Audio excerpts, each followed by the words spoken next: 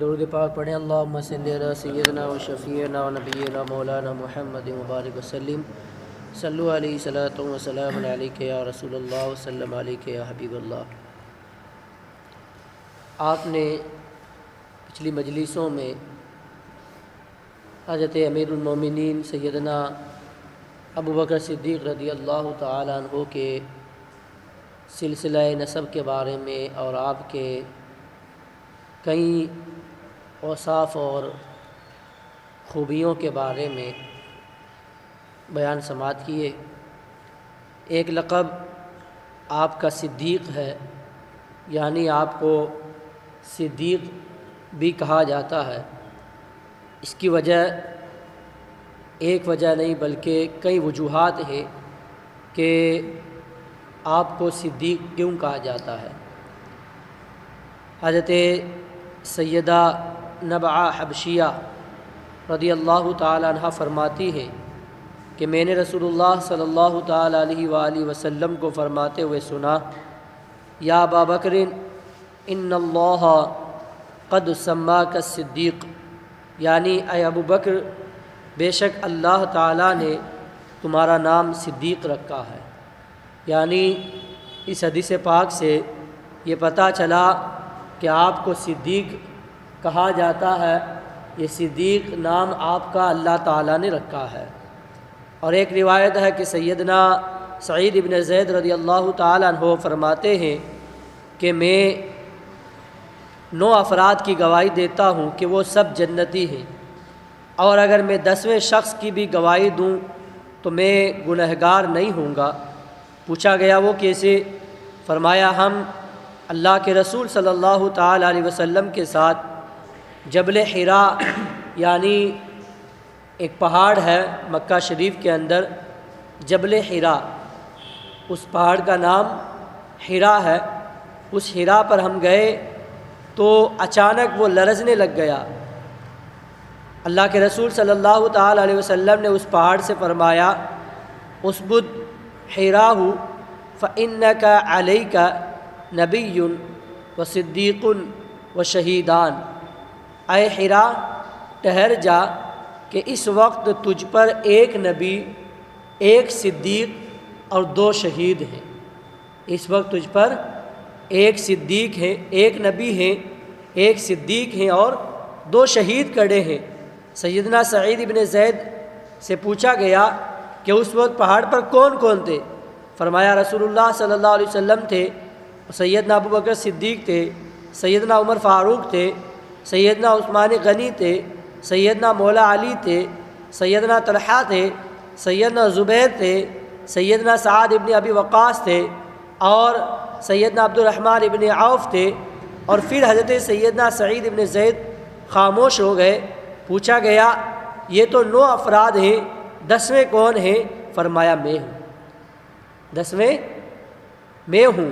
یعنی یہ عشرۂ مبشرہ ہیں جن کو دنیا کے اندر ہی اللہ کے رسول صلی اللہ تعالی علیہ وسلم نے دنیا کی بشارت دے دی تھی۔ تو یہ 10 اصحاب رسول ہیں جنہیں عشرۂ مبشرہ کہا جاتا ہے۔ کیا کہا جاتا ہے؟ عشرۂ مبشرہ، یعنی دنیا کے اندر ہی اللہ کے رسول صلی اللہ تعالی علیہ وسلم نے انہیں جنت کی خوشخبری عطا فرما دی تھی کہ تم جنتی ہو۔ ان میں 4 تو خلفائے راشدین ہیں اور باقی یہ 6 اصحاب رسول رضوان اللہ تعالی علیہ مجمعین ہیں۔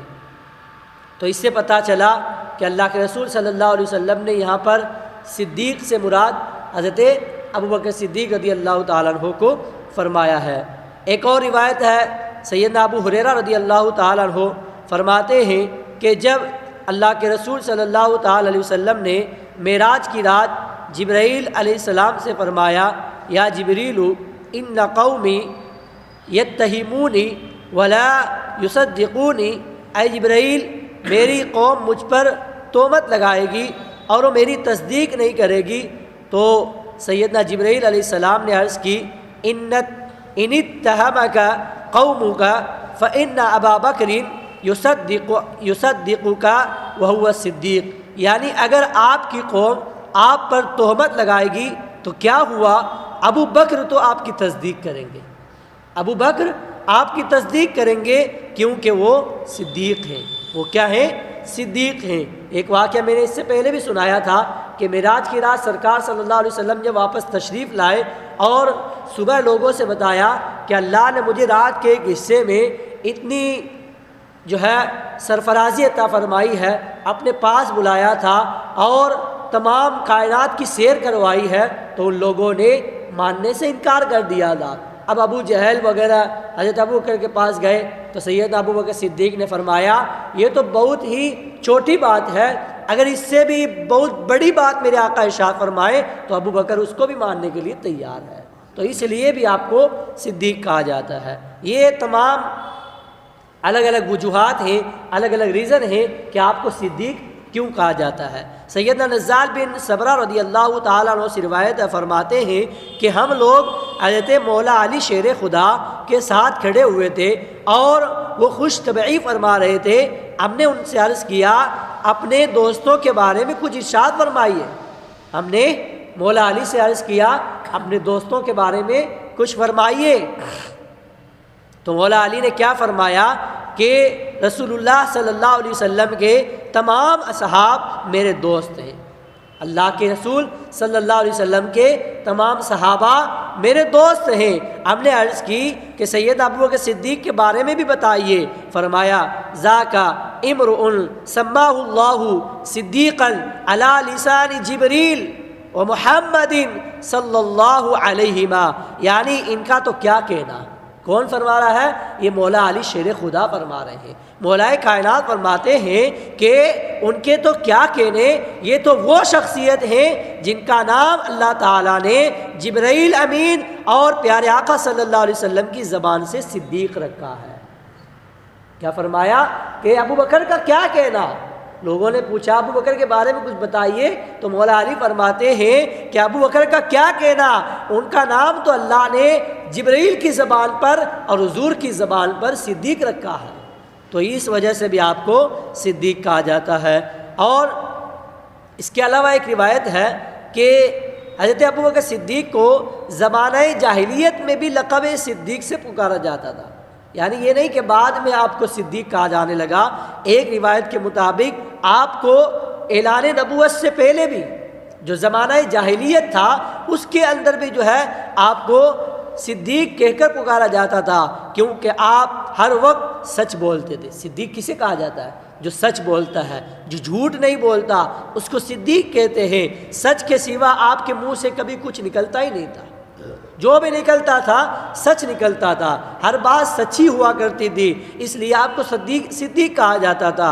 اور اسلام کے ظاہر ہونے سے پہلے آپ کا شمار قریش کے بڑے بڑے سرداروں میں ہوتا تھا، اور آپ رضی اللہ تعالیٰ عنہ لوگوں کی دیتیں بھی ادا کرتے تھے، یعنی اگر کوئی غلطی سے کسی کو قتل کر دیتا تو اس کی طرف سے خون بہا آپ اپنی طرف سے ادا کر دیتے تھے۔ یعنی میں نے اس کے بارے میں بتایا تھا آپ کو کہ دیت کسے کہتے ہیں، یعنی کسی نے کسی کا خون کر دیا، اب اس کے بدلے میں اس کے پاس کچھ نہیں ہے دینے کے لیے، تو آپ اس کی طرف سے اس کی دیت ادا کر دیتے تھے، خون بہا اپنی طرف سے ادا کر دیتے تھے۔ اگر وہ غریب ہوتا تب بھی قریش آپ کی بات کو اہمیت دیتے اور دیت قبول کر لیتے اور قاتل کو چھوڑ دیتے تھے، اور اگر آپ کے علاوہ کوئی دوسرا دیت کی ذمہ داری لے لیتا تو ہرگز آپ قبول نہیں کرتے۔ کوئی اور یہ کہتا کہ اس کی دیت میں ادا کروں گا تو آپ قبول نہیں کرتے تھے اور کہتے تھے کہ اس کی دیت تو میں ادا کروں گا، اور اس کی کوئی اہمیت نہ ہوتی تھی۔ اور جب دوسرا اس کی ذمہ داری لیتا تھا اس کی ذمہ داری کی ان لوگوں کے درمیان کوئی اہمیت نہیں ہوتی تھی، لیکن صدیق اکبر جب اس کی ذمہ داری لے لیتے تھے تو اس کی اہمیت بڑھ جاتی تھی، کیونکہ آپ قریش کے بڑے بڑے سرداروں میں آپ کا نام آتا تھا، لوگ آپ کی بات کی تصدیق کیا کرتے تھے، اس لیے آپ زمانہ جاہلیت میں بھی صدیق کے لقب سے مشہور ہوئے۔ تو یہ حضرت ابوبکر صدیق رضی اللہ تعالیٰ عنہ کے متعلق کئی روایات ہیں۔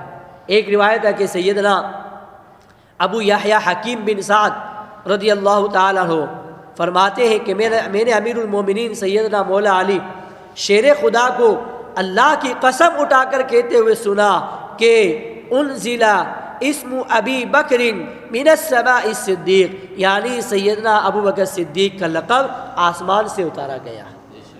سیدہ صدیق اکبر کا یہ صدیق جو لقب ہے یہ زمین والوں نے نہیں دیا، یہ تو آسمان سے اتارا گیا۔ یہ کون فرما رہے ہیں؟ یہ مولائے کائنات فرما رہے ہیں، شیر خدا فرما رہے ہیں، حضرت داماد مصطفیٰ فرما رہے ہیں کہ جن کے متعلق آج لوگ پروپیگنڈا کرتے ہیں، کہتے ہیں علی کا پہلا نمبر ہے، وہ خود مولا علی فرماتے ہیں کہ علی کا پہلا نمبر نہیں، پہلا نمبر تو ابو بکر صدیق کا ہے۔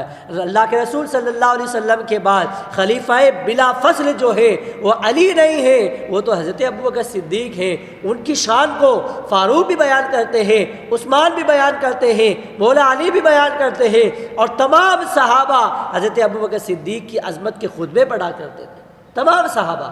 یہ نہیں کہ کسی ایک صحابی نے ان کی تعریف کر دی یا کسی صحابی نے ان کی مخالفت کی ہو، ہرگز نہیں، تمام کے تمام صحابہ اللہ کے رسول صلی اللہ تعالی علیہ وسلم کے ظاہری وصال کے بعد حضرت سیدہ ابو بکر صدیق رضی اللہ تعالیٰ عنہ کا بہت ہی ادب کیا کرتے تھے، بہت ہی ان کی تعظیم کرتے تھے، ان کی باتوں کو تسلیم کیا کرتے تھے اور ان کی باتوں کو مانا کرتے تھے۔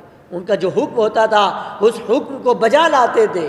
یہ تمام صحابہ نے ان کی باتوں کو تسلیم کیا ہے، تو ہم پر بھی یہ لازم ہے کہ ہم بھی حضرت ابو بکر صدیق رضی اللہ تعالیٰ عنہ کی سیرت کا مطالعہ کریں اور اس سیرت کے سانچے میں اپنی زندگی کو ڈالنے کی کوشش کریں۔ اللہ تعالیٰ ہمیں صحابہ کرام کے فیضان سے مالا مال فرمائے۔ کل کی رات جو خصوصی شب ہے، شب وصال آپ کی ہے، 22ویں شب، 22 تاریخ کو آپ کا وصال ہوا تھا، تو کل انشاءاللہ ہم اس مجلس کے اندر بیان کریں گے اور اس کے بعد انشاءاللہ فاتحہ خوانی بھی ہوگی اور نیاز وغیرہ پر جو ہے انشاءاللہ فاتحہ لگائی جائے گی اور آپ کی بارگاہ میں ایصال ثواب کیا جائے گا۔ اللہ تعالی ہمیں عمل کی توفیق عطا فرمائے۔ استغفر اللہ رب